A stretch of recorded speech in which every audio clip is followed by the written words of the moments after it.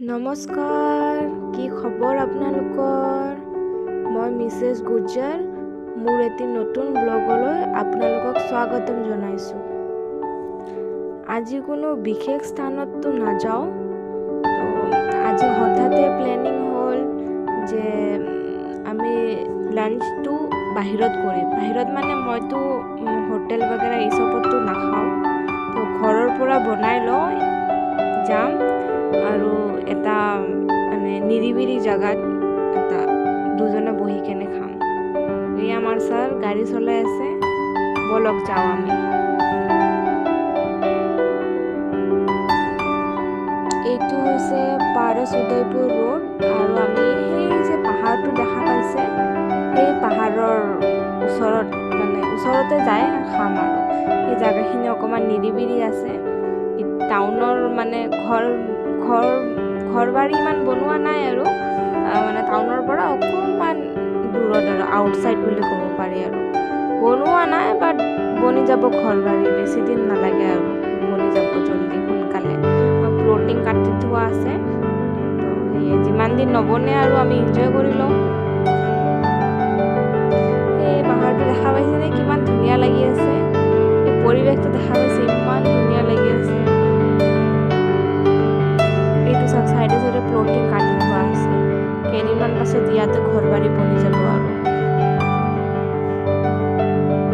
ইয়াতে আহি আমি অকণমান ৰখিলোঁ। ছাৰে কৈ আছে যে আৰু আগত যাম নে ইয়াতে ৰখিম, তো মই ক'লোঁ ইয়াতে ৰখি দিয়া। ইয়াতে আমি ৰখিলোঁ। এইটো চাওক, মোক কিন্তু ইগন'ৰ কৰিব দেই। এইটো চাওক তাৰে আশে পাশে মই একচুৱেলি আগতে এই ভিডিঅ'টো বনাই থৈ দিছিলোঁ, তো মই আপলোড কৰা নাই। আগতে আমি এবাৰ গৈছিলোঁ বাইক লৈ, তো তেতিয়াৰ কথা হয় এইটো চাওক কিমান ধুনীয়া ধুনীয়া ঘৰ বাৰীবোৰ ওচৰৰ, ইমান ধুনীয়া পৰিৱেশ। সঁচাই দেই, মোৰ বহুত ভাল লাগি গৈছিল, মানে বহুত ধুনীয়া পৰিৱেশ তাতে, একদম চোৰ চৰাবাৰ পৰা বহুত দূৰত। বহুত ভাল লাগে, এনেকুৱা পৰিৱেশটো মোৰ বহুত ভাল লাগে। এই চাওক পাহাৰৰ গ্ৰীনাৰীবোৰ ইমান ধুনীয়া। এতিয়া বৰষুণ দিছে নহয়, চব পাহাৰ পৰ্বত একদম চব সেউজীয়া চাদৰেৰে যেন ঢাকি গৈছে, ইমান ভাল লাগে। আমাৰ গাড়ীটো ইয়াতে পাৰ্ক কৰি দিছোঁ, পাৰ্ক কৰি আমি ইয়াতে অকণমান টাইম বহিম দুজনে। বহি অকণমান মই একচুৱেলি ডিনাৰটো লগতে লৈ আহিছোঁ, তো ডিনাৰ কৰি তাৰপিছত যাম।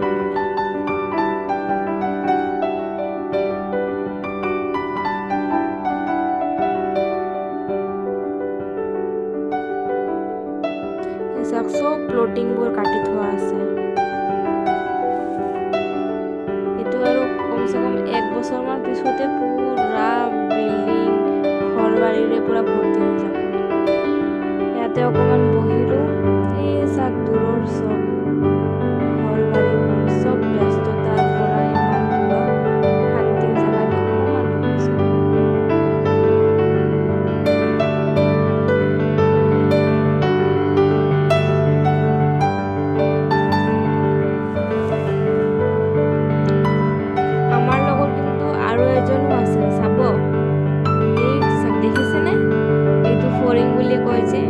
আজিকালিতো দেখা নোপোৱাই হ'ল। এইটো অকণমান ছাইডত আহিছোঁ, অকণমান চোৰ চৰাবাৰ পৰা অকণমান দূৰত আহিছোঁ কাৰণে এইবোৰো দেখা পাই। চাওক কেইদিনমান পিছততো এইবোৰো নোহোৱা হৈ যাব ইয়াতে যেতিয়া ঘৰ বাৰী হ'ব।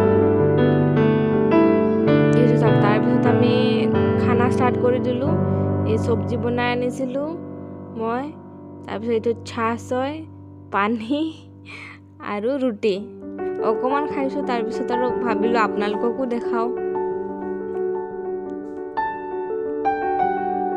তাৰপিছত অকণমান ৰেষ্ট কৰি তাৰে পিছত আমি ওলাই গ'লোঁ। চাওকচোন কিমান ধুনীয়া, কিমান ভাল লাগে চাগে ন? ইয়াতে যাৰ যাৰ ঘৰ বাৰী আছে, কিমান ভাল লাগে ৰাতিপুৱা উঠি ইমান ধুনীয়া এটা পৰিৱেশ দেখিবলৈ পাই, মনটোৱে ভাল লাগি যায়। সঁচাই দে।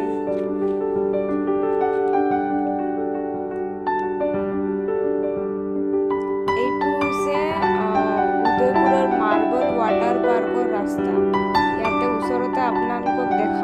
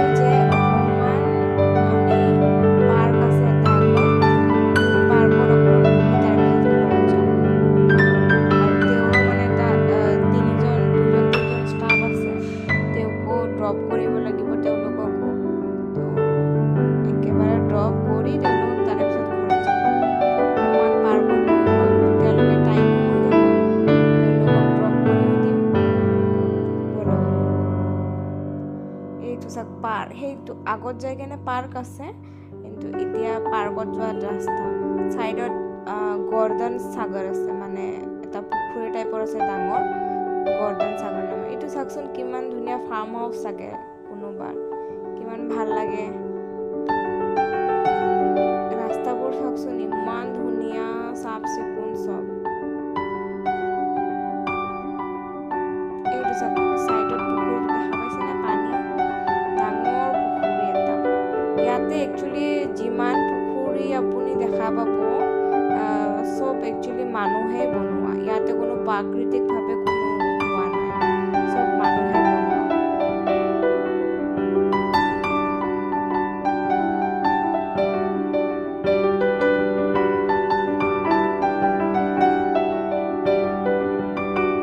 ইয়াতে গাড়ীত এটা তেওঁ গান চলাই দিছিলে ইমান ধুনীয়া, কিন্তু কপিৰাইটৰ বাবে মই দিবতো নোৱাৰিম গানটো, কিন্তু বহুত ধুনীয়া লাগি আছিলে, ইমান সুহানা সফৰ হৈ আছিলে। বিলকুল এনেকুৱা লাগি আছিল যে এইটো চলিয়ে থাকক, গাড়ীত আমি যাই থাকোঁ, কেতিয়াও যাতে ৰাস্তাটো শেষ নহয়, কিন্তু সেনেকুৱাতো আৰু নহয়, কিন্তু শেষটো হ'বই।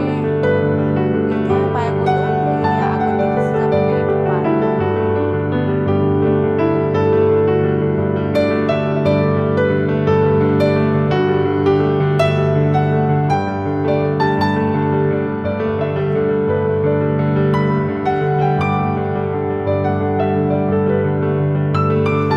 পাৰ্কৰ চাৰিওফালৰ পৰিৱেশ চাওক কিমান ধুনীয়া।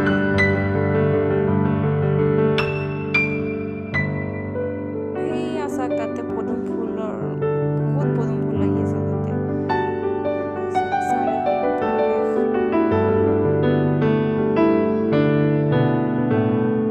এইটো একচুৱেলি পাৰ্কিং হয়, তো ইয়াতে আমি গাড়ী পাৰ্ক কৰি দিছোঁ। এতিয়া আমি আগলৈ যাম।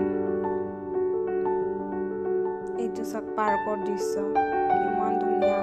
এইটো টাইমত মানে বহুত মানুহ আহে, আগতেতো ইমান অহা নাছিল, লেকিন এতিয়া পাৰ্কটো বহুত ডেভেলপ কৰিছে, বহুত ধুনীয়া কৰিছে, তো বহুত মানুহ আহে। এইটো সন্ধিয়া টাইমত বহুত মানুহ আহে ইয়াতে বাচ্ছাবিলাকক লৈ খেলা ধূলা কৰিবৰ বাবে। তো চাওক কিমান ধুনীয়া লাগি আছে। চাইডত এইটো একচুৱেলি টয়লেট বগৰা বনোৱা আছে, লেডিজ টয়লেট, জেণ্টছ টয়লেট।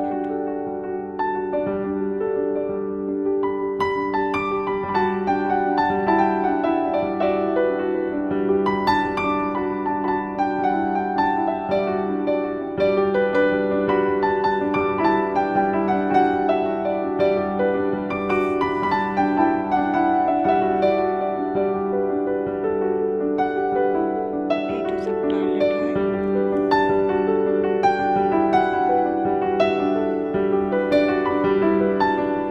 কোনোবাই যদি উদয়পুৰত থাকে তেওঁ হয়তো জানিব এইটো পাৰ্কটোৰ বিষয়ে, এইটো জায়গাটোৰ বিষয়ে। আৰু এইটো চাওক কিমান গ্ৰীনাৰী হয়, ইমান ধুনীয়া ধুনীয়া কালাৰফুল কালাৰফুল ফুল লাগি আছে।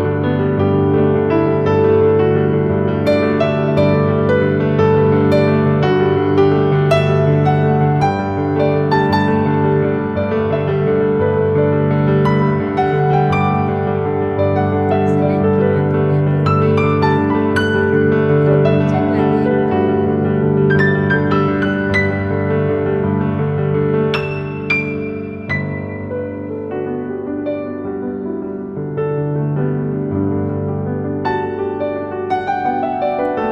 এই পাৰ্কটো একচুৱেলি আমাৰ ঘৰৰ পৰা বেছি দূৰ নহয়, ওচৰতে হয়, এই 10 মিনিটৰ ৰাস্তা হ'ব।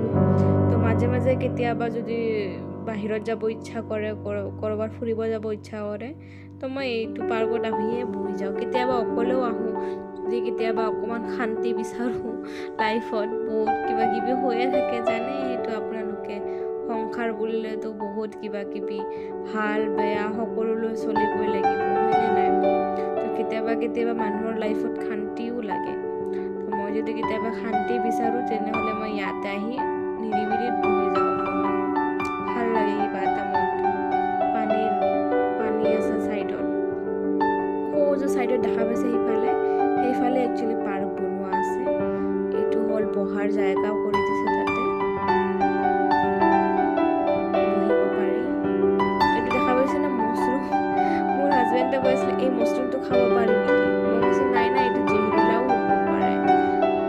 নাই নাই নহ'ব। মই কৈছোঁ হয় এইটো জেহেৰিলা হ'ব পাৰে, কোনো হেৰি নাই, খাব নোৱাৰি এইটো।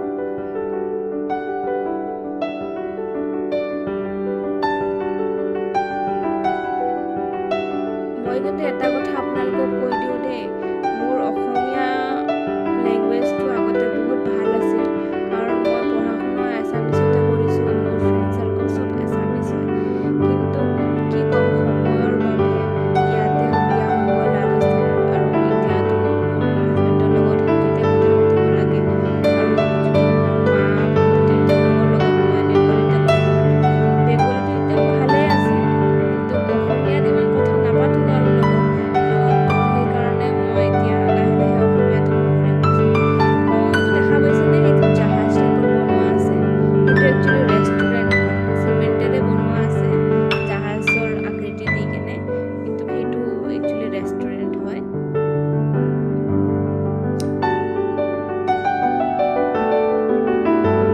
এইটো চাওক, এটা হাৰ্ট বনোৱা আছে তাতে, হাৰ্টৰ তাতে মানে বহাৰ জাগাও বনাই দিছে। একচুৱেলি হাৰ্ট নহয়, এইটো চিমেণ্টেৰে বনোৱা আছে, বাট হাৰ্ট শ্বেপত বনোৱা আছে।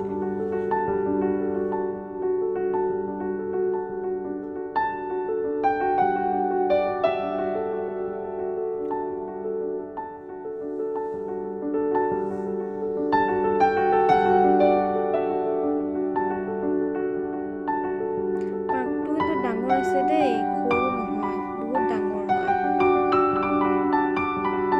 এইটো চাওক, ফুল তাতে পৰি আছিলে, তো মই উঠাই কেনে কেমেৰা কৰিলোঁ। এই তাতেও বহাৰ জেগা আছে, চাওকচোন কিমান ধুনীয়া ৰঙা ৰঙা ফুল।